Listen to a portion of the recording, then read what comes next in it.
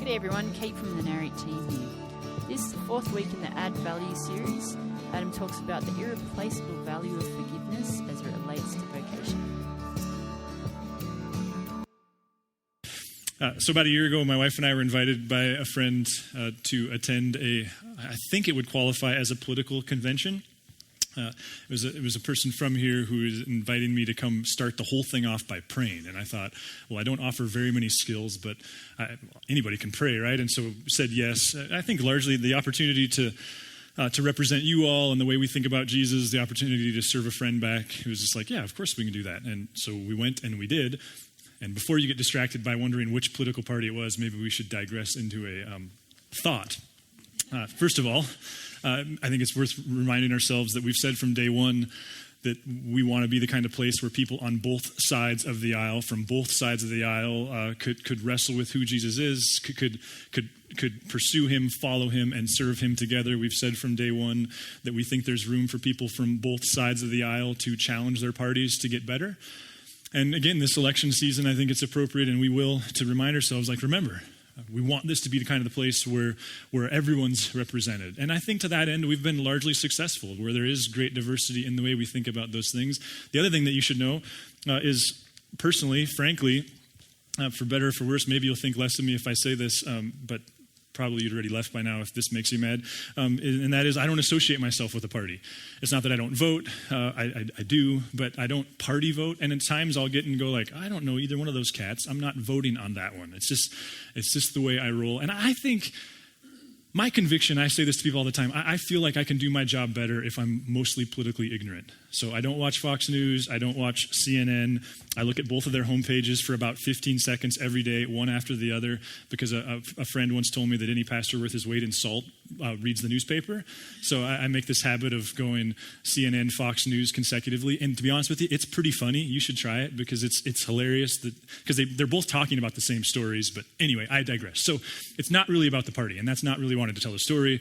But before you tried to solve the riddle, I just thought we would just name that elephant before we got any further. So, went to this party, prayed, don't know that I did it very well, haven't been invited back, that's okay. But about halfway through, something stood out to me. And what that was that there was really two classes of communicators. And I suppose dichotomies are often false. But nonetheless, one of the things that stood out to me was that there were several people, and I don't know if it was half, I wasn't really paying attention to that, but there were several communicators. Oh yeah, because the design of it was everybody who's anybody from Montana, from this party was there, and everybody who holds national or I think even state level office at this gathering got the microphone for a predetermined amount of time. And so I listened to these various incredibly influential people, obviously successful leaders in some regard. And there were two types of communication strategy. The first was, it was very optimistic, it was very kind, it was gracious. They were very going here's where I'm trying to get us and here's how we get there. One of them, I was very impressed. The first thing he did was have his wife stand up and just said, hey, before I say another word, let's just be clear, the most important person in my life and the most important person to my success is her. So loved that. And then there was another type of communicator, and I'm not trying to pick on him, but there was another type of communication style, and it was, I would guess what qualifies as just good old-fashioned rabble-rousing. I mean, it was like, you should like me because I hate the people you hate, and you should like me because they're the bad guy and we're the good guys. And it was, a friend of mine calls it raw meat, just lots of raw meat. Like, here I am, here they are, here you are. And they didn't really have anything to say. And if they did, it was almost always negative. And it was all predicated upon, we have the same enemy. And I remember walking out, it was a Saturday night, so we were getting out early. And we were walking across the parking lot, and I remember saying to Teresa something like, Jesus was a radical. And what stood out to me in that moment, because of some of the reading I'd been doing from those N.T. Wright commentaries in particular, was like Jesus' emphasis on loving your enemies really is unique. And I started to think of those passages like, so you love people who love you, like whoop-de-doo. Even Republicans do that. Even Democrats do that. Like everyone does that. How are you at loving people who don't love you? He says things like, pray for those who persecute you. And I remember it just landed on me very heavily, where here you have some of the most powerful, influential people in our country. And what was, I suppose, not lost on me was the difficulty of respecting an opponent.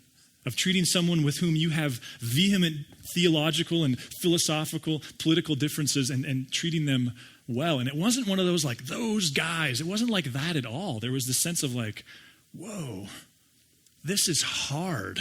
It's not a them thing. It's a me thing. And so this morning, I guess I want to get us thinking about our enemies and how we interact with them. Now, our life affords us myriad opportunities to make enemies. Wouldn't you agree? The breaking up of a romantic relationship, fertile soil for making enemies.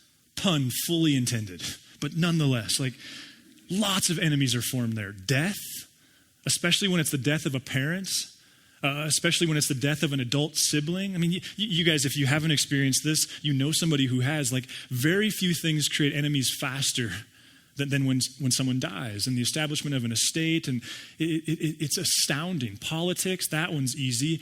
Theology, religion, easy.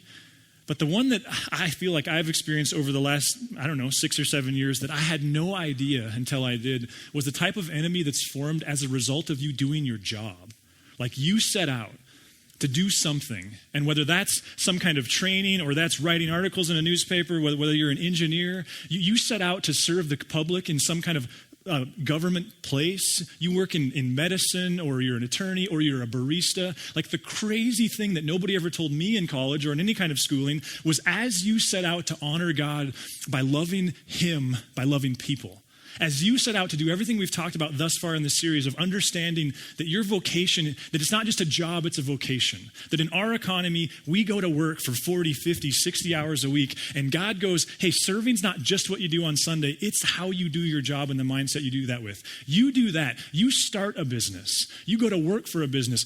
You lead people. You follow people. And the crazy, unexpected thing that happens along the way is you form enemies. And I think part of what makes it so exhausting is you arrive at it so honestly, right? Because your intentions to serve the public were sincere. Your intentions to save lives, to birth babies, to design bridges, whatever that looks like for you, they were sincere. And when that sincerity is greeted with suspicion, when that sincerity is greeted with people who question your intentions, when there's betrayal and there's things that are said and you don't get the chance to tell your side of the story because you're the boss and that's how it works, or you don't get to tell your side of the story because you're so far down in the organization, when that stuff happens, it's horrible. Like, you knew that you weren't perfect. You know you're not perfect. You knew that you were going to have to learn things as you go, and yet you assumed that your mistakes would be greeted with grace. I mean, sure, you had insurance, and that's why you have insurance, because you understand you have to cover yourself from things like that. You didn't think they would want more than just a little bit of money. You didn't know they were going to want your pelt on a wall somewhere, right? Like, you start a business, whether it's whatever it is, and you set out to go do that, and the crazy thing that happens is along the way you make enemies, and it was never your intention. And so this morning, I guess what I want to delve into is how do we become the kinds of people who don't become cynical. I was gifted with somebody early in my 20s who just warned me, Adam, the best of intentions so often and so typically become a cynical 50 or 60 something person. And how are you going to go about serving the people you serve, doing the things that you were so passionate about? How are you going to do that without allowing your heart to become shriveled? Listen, if you're a student this morning, I think the challenge is understanding that there's a muscle that you will have to have despite your intentions. And maybe you're someone towards the end of a career, maybe even in the middle of a career, and cynicism is starting in. Maybe you didn't even know it and God calls you on it this morning. Maybe there's just this proactive strategy. Maybe you're a leader and the loneliness of leadership has never been more real for you. And you're going like, I just don't know that it's worth it anymore. I think there's these conversations we have to have, and I can't exhaust it, but I am hoping to start one this morning. Now, to talk about forgiveness, I think one of the more vibrant places to go is to the book of Jonah. Jonah, of course, is a minor prophet in the Old Testament, which means he's less than 4 feet tall. Which is a really bad joke. Minor prophets are people that don't get much space in the text. You could read the book of Jonah in one reading, in one chair time. It's 4 chapters long, and the chapters aren't very long at all. Jonah was a prophet of God who was called by God to go to a place called Nineveh and offer a prophecy. He was called to go to Nineveh and tell the people in Nineveh, like, hey, could you please change your ways? Jonah so didn't want to do that, just by way of quick review, that he went exactly the opposite direction. And in his world, he went as far as he could, as fast as he could, to a place called Tarshish. But en route to that and around that, all kinds of shenanigans happened involving a storm and a boat and a fish. That resulted in his going, okay, I'll go to Nineveh. But like a child who you're like, you got to clean your room. Okay, you can make me clean my room. You can't make me do a good job. That was kind of Jonah's attitude. He said, I'll go to Nineveh and I'll clean my room. I'll offer this prophecy, but I'm going to offer the worst prophecy in the history of prophecies. And he did. It is the most low buy-in, pathetic, he should be fired kind of prophecy you've ever heard. And much to the chagrin of all the prophets who did invest themselves and got killed for it, he had the greatest return on investment that any prophet in the Old Testament had ever had. Everybody repented. So he goes to the city, he offers this prophecy, he doesn't even care about the prophecy, and the result is the king all the way down to the cattle go, okay, we believe you, we'll change our ways. That's where we pick up in the story in Jonah chapter 3. And what follows is wild. When God saw what they did and how they turned from their evil ways, he relented and did not bring on them the destruction he had threatened. So, like Jonah wins the Super Bowl. That's kind of what this is telling you. Like, as far as prophets are concerned, like, he won. He got the medal. He got the trophy. He got the job. He's in the top chair. But listen to his emotional response. But to Jonah, this seemed very wrong. And he became angry. He prayed to the Lord, Lord, isn't this what I said? Isn't this what I said, Lord, when I was still at home? So you kind of got to check yourself there. Like, wait a minute. So he's a prophet. He issues this prophecy. He doesn't get killed, which is what normally happens to prophets. He's actually highly successful to a nation that we'll talk about in just a second, which was the most powerful nation in the world. The most powerful person in the world repents, and he's ticked about it. What in the world? Why is he so mad? That is what I tried to forestall by fleeing to Tarshish. So for the first time, Jonah actually tells us, here's why I went the other direction, because I knew this was going to happen. But you're like, Jonah, that's a good thing. Like, good guys win, bad guys lose. Like, what's happening here is a good thing. Like, you did your job, they're repenting, this is all good. Listen to what Jonah says.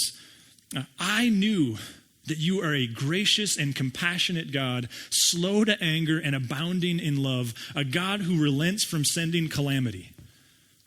He's ticked because God is so gracious. Like, I don't know about you, but the part of God's character that just miffs me, that just makes me so mad, is the part of him that is so compassionate and kind and slow to anger.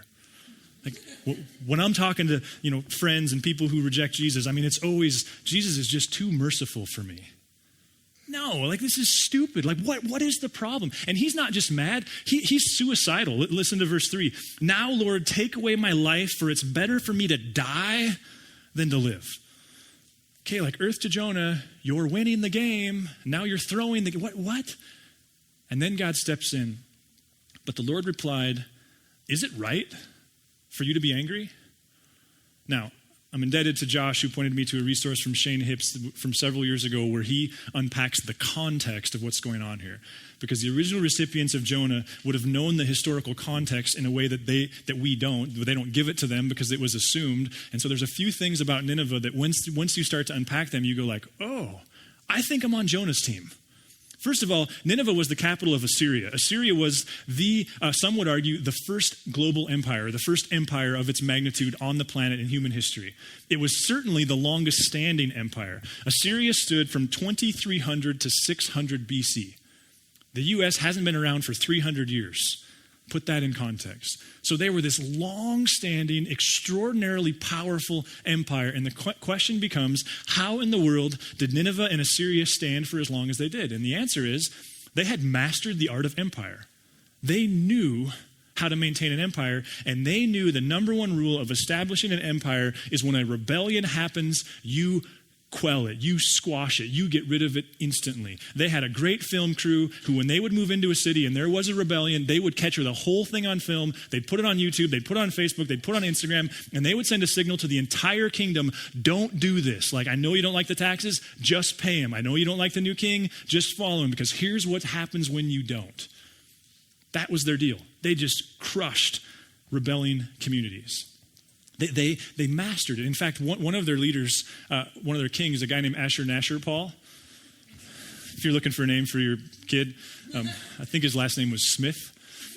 Ashur-Paul Smith II, he one time wrote, having crushed one of these rebellions, he wrote the following words. He said, go ahead, next slide. He said, I built a pillar over the city gate and filleted all the chiefs who had revolted, and I covered the pillar with their skin. Some I impaled upon the pillar on stakes. Some I bound to stakes around the pillar and cut off the limbs of the royal officers who had rebelled. Many captives among them I burned with fire. I took some living captives and cut off their noses, their ears, and their fingers. Of many I put out their eyes. Now, this is not like post-war, like war crimes trial material. This is Assyrian propaganda. This is a braggadocious thing that is recorded like, this is how powerful we are. This is how all the kings of Assyria were. There wasn't a humanitarian among them, and it got worse. Because they didn't just learn to go and destroy the leaders and embarrass the leaders and create good video footage for the rest of the kingdom. Don't mess with these guys. They also destroyed the city itself. They would leave some survivors for them to observe as they came into a city. Some observers had said that they could do to a city or this community what a nuclear weapon could do, but they used a massive amount of human power to do it. They would come into a city, they would burn it, of course, that's child's play. They would knock over the stone buildings, that's child's play. Then they would bring their entourage of soldiers and men who brought with them salt.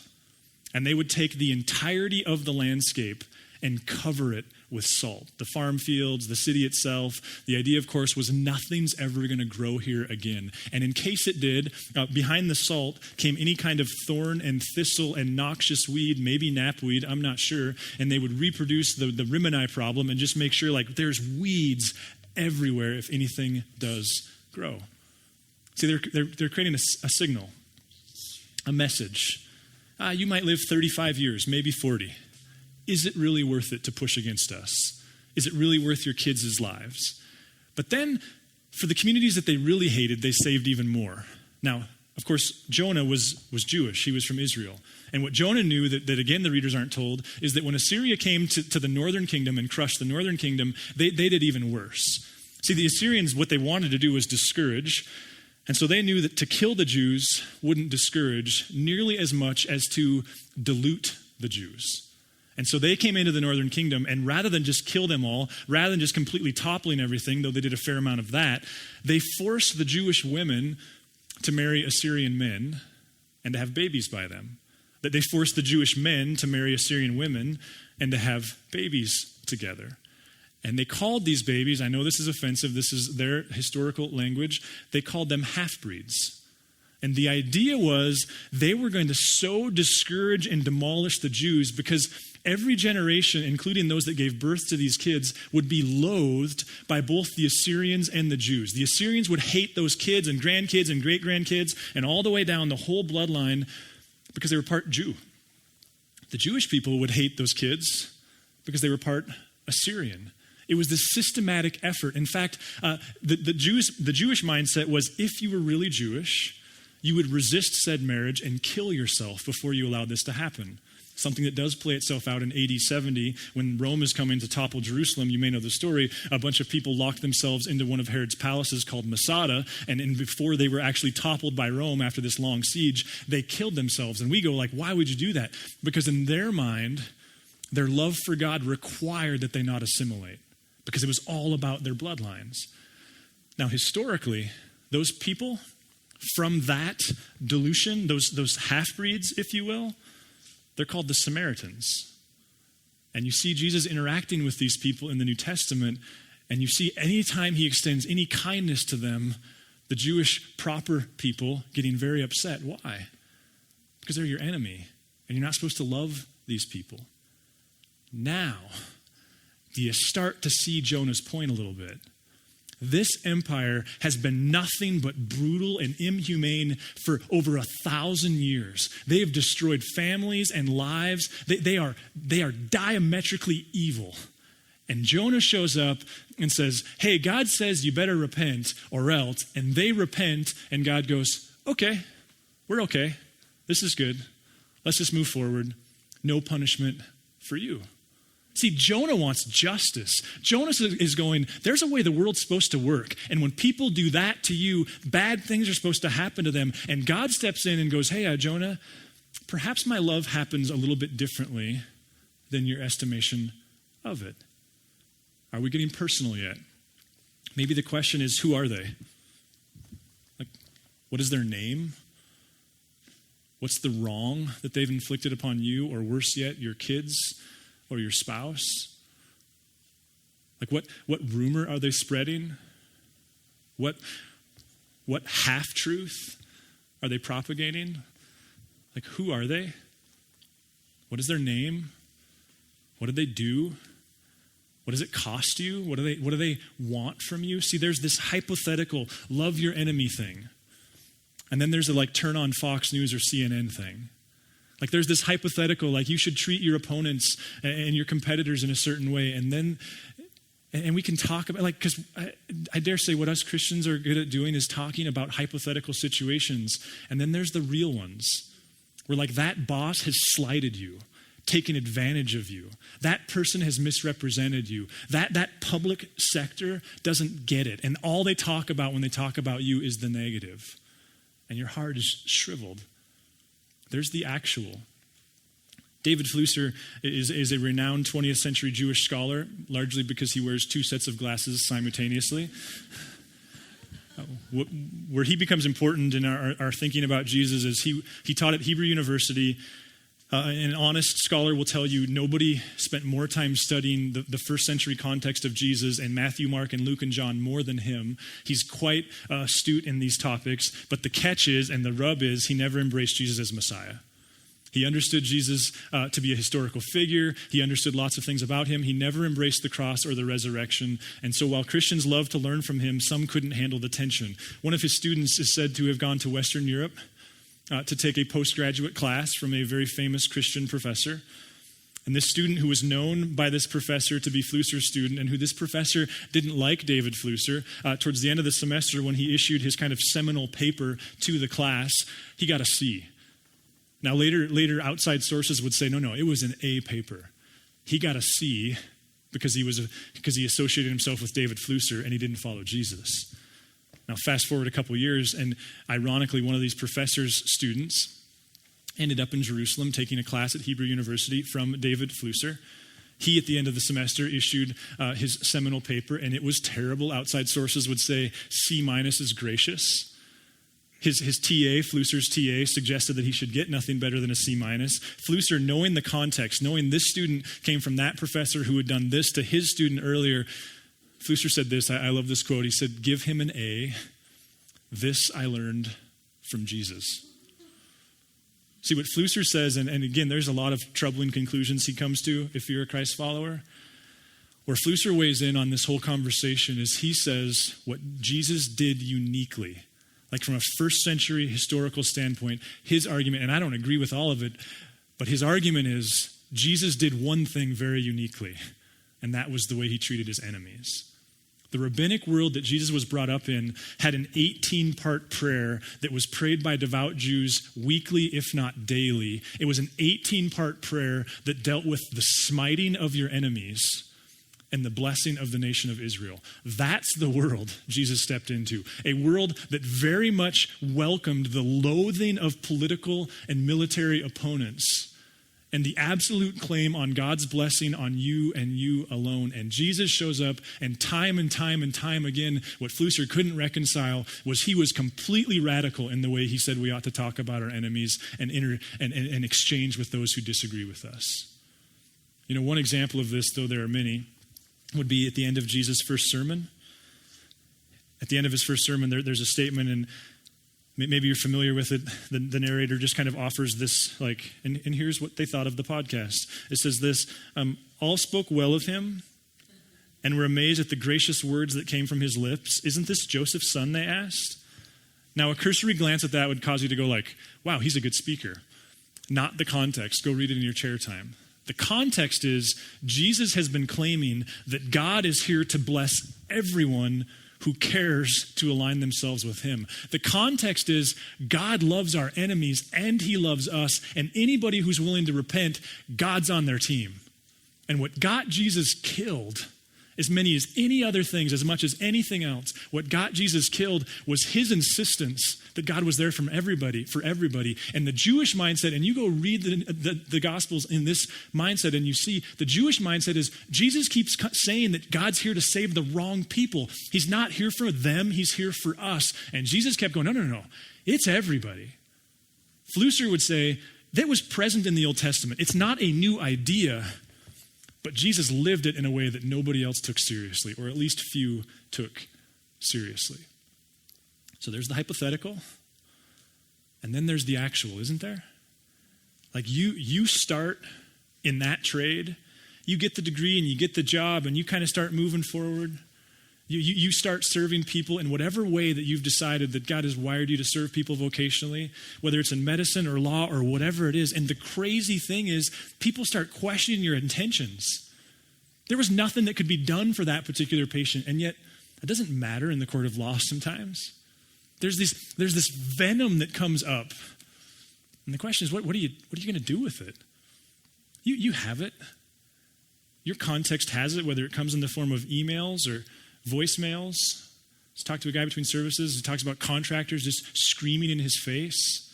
Maybe you build homes or work on homes. You've had homeowners who, like, they didn't just want a good job, they wanted a free job. And so they start working that angle. You have it. We all have it. And it seems the question is, are you going to be cynical? Or are you going to push through that, deal with that? You know, in my world, it looks like one thing. In yours, it looks like another. I did something a few weeks ago that I've never done before. I sat down to have lunch with a guy, and I knew it was going to be agree to disagree conversation. I picked up on that. I mean, I'm dense, but I'm not that dense. We sat down, and 10 minutes in, I looked at the man. I've never done this. And I said, listen, this isn't a courtroom, and I'm not on trial, and you're not prosecuting me. So either we can talk to each other as two individuals, or I'm leaving. 20 minutes later, and the issue was the fact that I'm leading people to hell, and that I don't, in his mind, believe that Jesus is the way, the truth, and the life. Despite the fact that I kept saying, like, no, I actually do believe Jesus is the way and the truth and the life, and I don't know how to convince you I don't. But nonetheless, it's a strange thing to have someone quoting Bible verses at you going, I agree.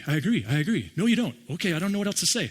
And 20 minutes later, I said, I'm sorry, this conversation is not like going anywhere, and I'm not doing this, and I'm leaving. And I got up and I paid for our lunches and I left. Now, I'm not asking for your sympathy. That's not why I tell the story. It's just to simply make the point, you have that, and you get to decide what you're going to do with it.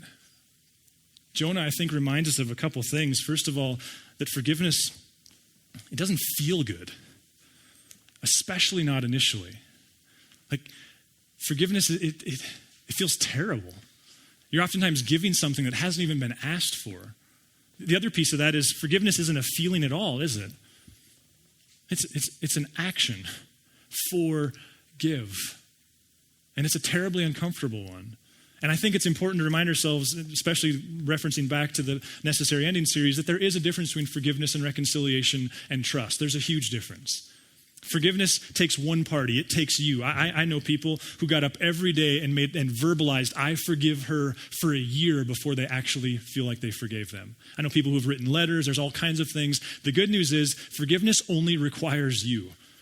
Reconciliation requires two of you, because reconciliation requires the offending party to own the offense and commit to not doing it again. And trust, well, trust is earned. But remember, forgiveness, it's you. And if you're going to be a leader and you're going to serve God by serving people, whether in a coffee shop or a firm or whatever that looks like, somehow you'll have to have these skills. My friend Fred, he used to say to me years ago, he would say, Adam, at any given point, 5 to 10% of your sphere is upset with you.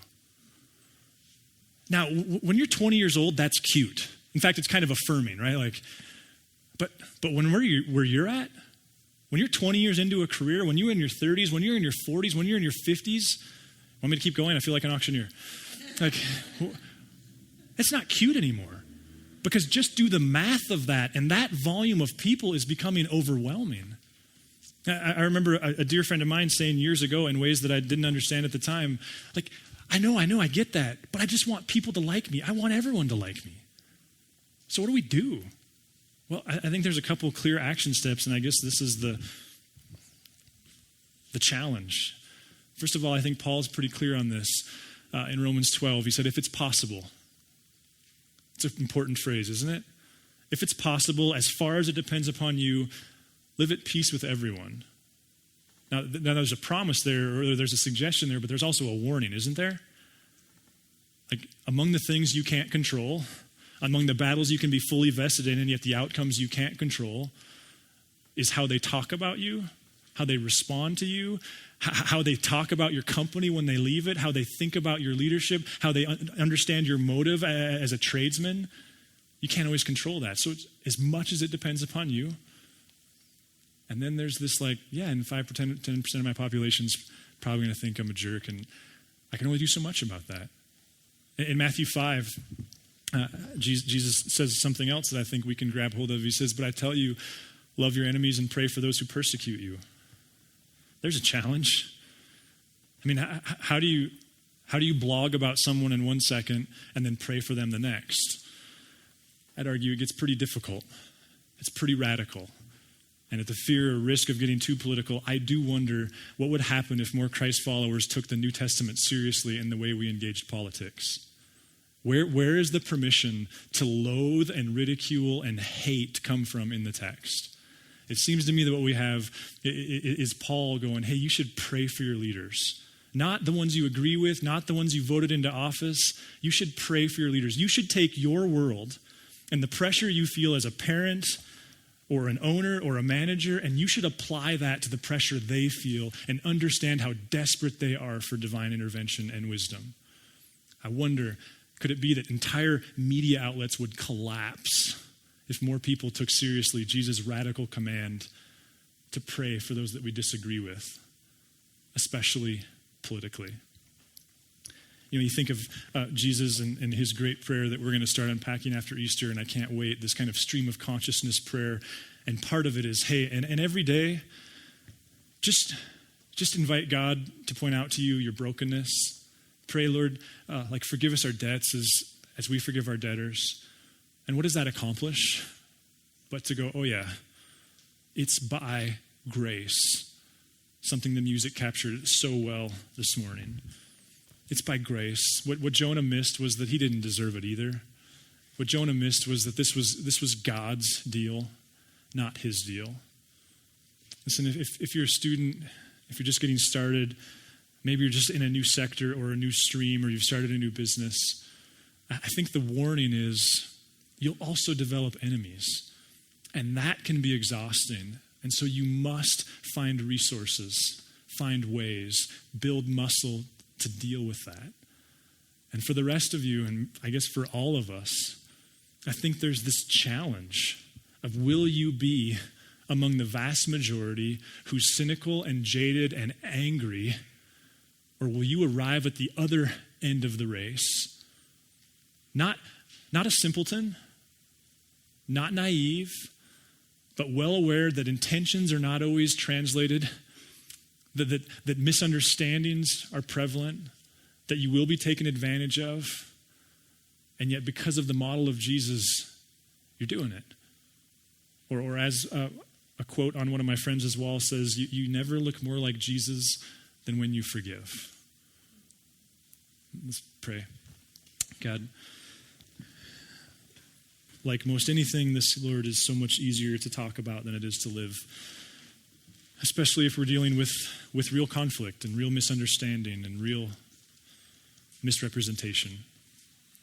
Jesus, I think of our entrepreneurs and our small business owners and our tradesmen and our public officials and our parents. Oh man, Lord, so much vulnerability in that sphere. God, for people who are out there and they've embraced your challenge and to love you by loving people. Would you help us to navigate the angry customer, the disillusioned employee? Would you help us be full of grace and full of wisdom? Lord, where abuse is involved, would you give us complex, true wisdom, that we would appropriately differentiate between trust and reconciliation and forgiveness.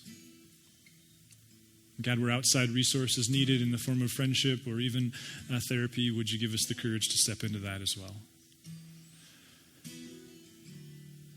We love you, Jesus. Amen.